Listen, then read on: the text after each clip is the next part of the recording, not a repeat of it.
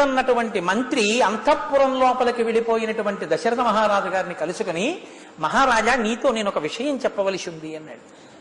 మంత్రి వచ్చాడు అంటే ఏదో ముఖ్యమైన విషయం అని సుమంత్రుణ్ణి కూర్చోపెట్టి ఏ విషయము అని అడిగాడు. ఆ విభండక మహర్షికి ఒక కుమారుడు, ఆయన పేరు ఋష్యశృంగుడు.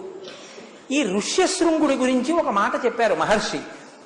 ఈ ఋష్యశృంగుడి పేరు చాలా చిత్రమైన పేరు. ఆయనకి పుట్టుక చేత కొమ్ము ఉంది తల మీద.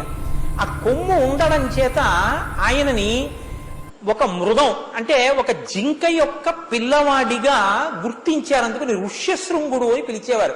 జన్మింపచేసింది ఈ ఋష్యశృంగ మహర్షి మహానుభావుడు. ఎంతటి మహానుభావుడంటే విభండక మహర్షితో కలిసి ఆశ్రమంలో పెరిగాడు. ఎలా పెరిగాడో తెలుసా అండి? ఆయనకి ఆ అడవిలో నాన్నగారు తెచ్చి ఇచ్చిన పళ్ళు తప్ప ఇంకొక పండు తెలియదు. నాన్నగారు తెచ్చి ఇచ్చిన పదార్థాలు ఏ ఉన్నాయో అవే లోకంలో ఉంటాయనుకునేవాడు ఆయన. ఆయనకి ఏం తెలుసు అంటే నాన్నగారు ఒక్కరే తెలుసు లోకంలో. అమ్మ అన్న మాట లేదుగా ఆయనకి, లేడికి కదా పుట్టాడు. అందుకని ఆడది అన్నది ఆయనకి తెలియదు. అసలు ఆడదన్నది ఒకటి ఉంటుంది, ఆ స్త్రీ శరీరం ఒకలా ఉంటుంది, పురుషుడి శరీరం ఒకలా ఉంటుంది, అసలు ఆయనకి తెలియదు. ఆయనకి ఏం తెలుసు అంటే నిత్యతృప్తుడు. ఎందుకు నిత్యతృప్తుడు అంటే నాన్నగారు చెప్పిన దాన్ని మీద మనసు పెట్టాడు. సూర్యోదయానికి ముందు స్నానం చేయి, ఆయనకి తృప్తి ఏమిటంటే స్నానం. అగ్నిహోత్రం చేయి, అగ్నిహోత్రం చేయడం ఆయనకి తృప్తి. స్వాధ్యాయం చేయి, వేదం చదువుకోవడం ఆయనకి తృప్తి. ఇలా నిత్యతృప్తుడై నాకు ఇది లేదన్న భావన లేకుండా బతికేస్తున్నాడు.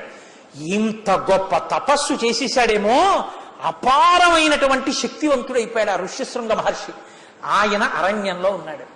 ఆయన అరణ్యంలో ఉన్నటువంటి కాలంలో, ఆయన పెరుగుతున్న కాలంలో ఒక తమాషా ఒకటి జరిగింది.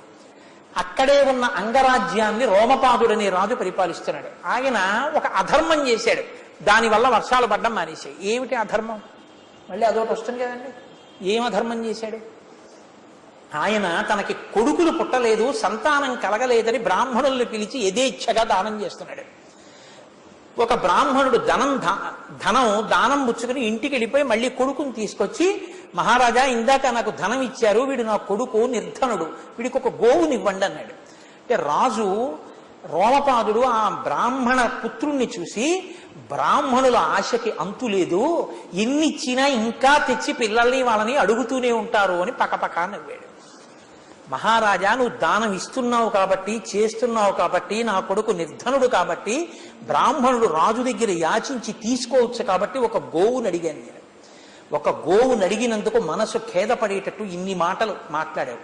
నీ మనసు కూడా ఖేదపడాలంటే నా పుత్రుడిని అన్నందుకు నేను ఎలా ఖేదపడ్డానో, నీకు పుత్రుల్లాంటి వాళ్ళు నీ బిడ్డలందరూ ఈ రాజ్యంలో ఉన్న ప్రజలు కనుక, ఈ ప్రజలకి అన్నం లేకపోతే నువ్వెంత బాధపడతావో అప్పుడు నీకు తెలుస్తుంది. అన్నం లేక నా కొడుకు బాధపడుతుంటే గోవుని అడిగితే ఇలా అన్నావు.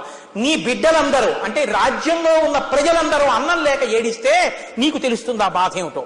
అలా జరగాలంటే లోకం క్షామం వచ్చేయాలి నీ రాజ్యం అంతా. కాబట్టి నీ రాజ్యమునందు క్షామము కలుగుగాక అని శపించి వెళ్ళిపోయాడు ఆ బ్రాహ్మణుడు. ఇప్పుడు రాజ్యంలో వర్షాలు పడ్డం ఆగిపోయి దేశమంతా క్షామం వచ్చింది, అన్నం లేదు, ప్రజలందరూ ఏడుస్తున్నారు. ప్రభువు బాధపడ్డాడు, బ్రాహ్మణ నింద చేశాడు. కాబట్టి ఇప్పుడు రోమపాదుడి రాజ్యంలో క్షామం ఉంది. కాబట్టి అడిగాడు మంత్రుల్ని, ఈ క్షామం పోవాలి, వర్షాలు పడాలి, ఏం చెయ్యాలని అడిగాడు. మహాత్ముడు అరణ్యంలో ఉన్నాడు ఋష్యశృంగుడు. ఆయన కాని వచ్చి మనసుని క్షోభ పెట్టగలిగినటువంటి శక్తి ఇంద్రియములకు ఉంది. ఇంద్రియములు ఏవి చూస్తే, ఏవి అనుభవిస్తే పట్టు తప్పి క్షోభ చెందుతాయో అటువంటివి ఋష్యశృంగుడికి కనపడేటట్టు చెయ్యన్నారు. కాబట్టి ఇప్పుడు ఋష్యశృంగుడు ఇది ఇస్తే వస్తానడానికి ఆయన నాకు ఇది లేదన్నాడు, నిత్యతృప్తుడు. మరి ఇప్పుడు ఆయన వెంపర్లాడాలంటే ఆయన యవ్వనంలో ఉన్నాడు కాబట్టి బాగా అలంకరింపబడినటువంటి సౌందర్యవతులైన గణికలంటే వేశ్యల్ని పంపించారు. వాళ్ళు ఏం చేశారు? దగ్గరికి వెళ్ళాలంటే విభండకుడు ఉన్నాడేమో ఆశ్రమంలో భయం, శపిస్తాడు, నా కొడుకు దగ్గరికి ఎందుకు వచ్చాడు. అందుకని వాళ్ళు వెళ్ళడం మానేసి దూరంగా ఎక్కడో పాటలు పాడుకుంటున్నారు. ఒకవేళ విభండకుడు చూస్తే ఎందుకున్నారు ఇక్కడంటే, ఓహో మీరు ఇక్కడ ఉన్నారో మాకు తెలియదని వెళ్ళిపోవచ్చు. ఋష్యశృంగుడు వస్తే కార్యం నెరవేరుతుంది, అందుకని వాళ్ళు పాటలు పాడుతున్నారు. అక్కడికి ఒక రోజున దైవవశాత్తు అనే అనవలసి ఉంటుంది. ఋష్యశృంగుడు వెళ్ళాడు. వచ్చిన వాడు విభండకుడు కాడు, ఋష్యశృంగుడే అని వాళ్ళు ఎలా గుర్తుపట్టారు? కొమ్ము, అదే ఆధారం. తల మీద కొమ్ము ఉంది కదండి, వాళ్ళు సంతోషించారు, వచ్చేసారు ఋష్యశృంగుడే. ఆయన దగ్గరకు వచ్చాడు. వచ్చిన తరువాత ఆయనతో వాళ్ళు మాట్లాడినప్పుడు ఆయన అడిగాడు, మీరెవరు, ఎక్కడుంటారు, ఏం చేస్తుంటారని అడిగాడు. అడిగితే మేమందరం కూడా వేదం నేర్చుకుంటూ ఉంటాం, మేమందరం కూడా మా స్వకర్మమేం చేస్తుంటాం. ఆయనకు అలా చెప్తేనే సంతోషిస్తాడు, అంతకన్నా ఇంకోటి చెప్తే ఆయనకి తెలియదు. వెడితేనే మేము వేశ్యలు అంటే ఏమిటంటాడు ఆయనకు అసలు స్త్రీ పురుష భేదమే తెలియదు. అందుకని వీళ్ళందరూ ఈ మాట చెప్తే ఆయన అన్నాడు, మీరు ఎంతటి మహాత్ములు, కాబట్టి మీ అందరూ మా ఆశ్రమానికి రండి అన్నారు. వాళ్ళని కూర్చోబెట్టి ఆసనం ఇచ్చాడు, అర్ఘ్యం ఇచ్చాడు, పాద్యం ఇచ్చాడు, చేతులు కడిగాడు, కాళ్ళు కడిగాడు, వాళ్ళకి పళ్ళు పెట్టాడు, తినండి అన్నాడు. మీరేం చదువుకుంటున్నారన్నాడు, మేము ఇచ్చేసుకుంటాం, మీరేం చేస్తుంటారు, మేము ఇలా స్వాధ్యాయం చేస్తామని కబుర్లు చెప్పారు. వాళ్ళు అన్నీ విని అన్నీ చూసన్నారు. ఎందుకు వచ్చారు వాళ్ళు? ఈయన్ని తీసుకెళ్ళిపోవాలి, ఈయన ఇత పూర్వం ఏది తెలియదో అది రుచి చూపించాలి. అందుకని ఇంద్రియములను ఉద్రేకపరచాలి. మరి వాళ్ళన్నారు, ఇవి పళ్ళు, నువ్వు తినన్నారు. మేము తినే పళ్ళు ఇవి తినన్నారు. ఏం తెచ్చారు? అవి పళ్ళు కావు, రజోగుణ సంపత్తిని కల్పించగలిగినటువంటి ఇంట్లో పచనం చేయబడినటువంటి పదార్థములు, మధుర పదార్థములు. ఆ పదార్థం ఎందుకంటే ఆయనకి ఏమిటి తెలుసు? వాళ్ళ నాన్నగారు ఇచ్చిన పళ్ళు తినడమే తెలుసు. అందుకని ఆయనేమనుకుంటున్నాడు, ఓహో ఇవి పళ్ళేలా ఉంది, తింటారులా ఉంది అనుకున్నాడు. ఇప్పుడు ఆయనది తిన్నాడు. తినేటప్పటికి బుద్ధి మారుతుంది దిగించింది కదండి. వాళ్ళేం చేశారంటే వెళ్ళిపోతూ మేము బయలుదేరుతున్నాం, ఎప్పుడైనా మాకు కనపడుతుండు, మేము అక్కడ పాటలు పాడుతూ ఉంటామని అందరూ ఆయన్ని కౌగిలించుకుని వెళ్ళారు. ఇప్పుడు ఆయనకి స్పర్శలో ఒక తేడా కనపడింది. ఇంతకన్నా స్పష్టంగా నేను చెప్పక్కర్లేదు ఉపన్యాసం. కాబట్టి ఇప్పుడు వాళ్ళందరూ వెళ్ళిపోయారు. కానీ ఈయన మనసు మాత్రం క్షోభించడం మొదలుపెట్టింది. వాళ్ళు ఎక్కడ కనపడతారని తండ్రి వెళ్ళిపోయిన తర్వాత వీళ్ల కోసం ఈయన తిరిగితే వాళ్ళు కనపడ్డారు. వాళ్ళకి తెలిసి వస్తాడనమాట. వాళ్ళు ఏమనుకోకు, మా ఆశ్రమం ఇక్కడే ఉంది, నిన్న మేము నీ ఆశ్రమానికి వచ్చాక నువ్వు ఇవాళ మా ఆశ్రమానికి రాని ఊళ్ళోకి తీసుకెళ్ళారు. ఊళ్ళోకి తీసుకెడితే ఎప్పుడైతే అంగరాజ్యంలోకి ఆయన ప్రవేశించాడో వర్షధారలు పడ్డాయి, వచ్చిన క్షామం పోయింది, ప్రజలందరూ సంతోషించారు. ఇప్పుడు రాజు ఏం చేశాడో తెలుసా అండి?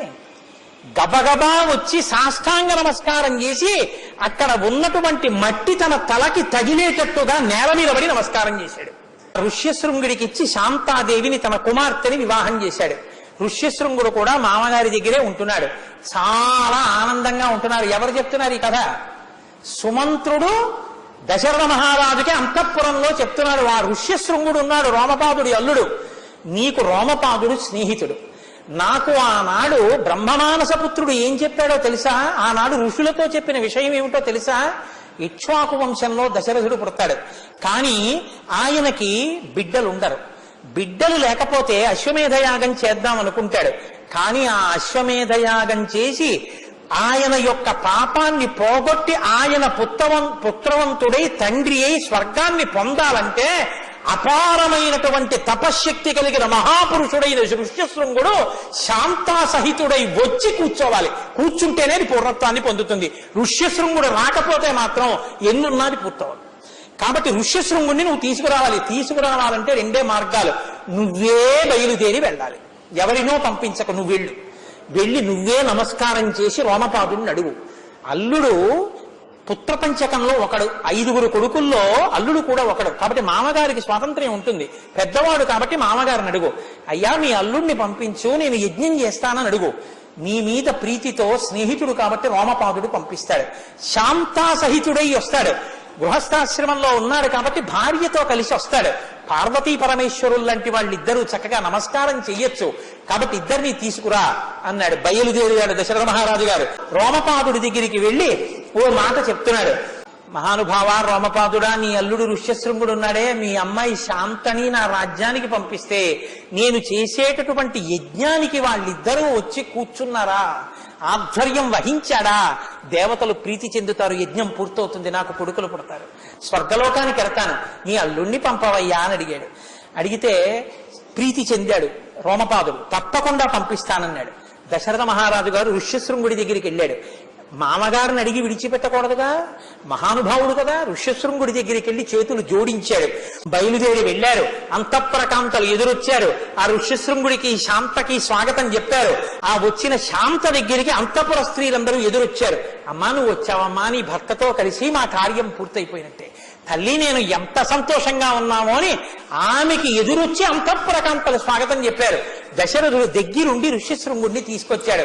ఋష్యశృంగుడు శాంత అంతఃపుర ప్రవేశం చేశారు. కాబట్టి దశరథ మహారాజు గారి కోరిక తీరిపోయినట్టే. దీని తరువాత రేపటి రోజున పుత్రకామేష్టి జరుగుతుంది, అశ్వమేధం జరుగుతుంది. రామచంద్రమూర్తి ఆవిర్భవిస్తారు.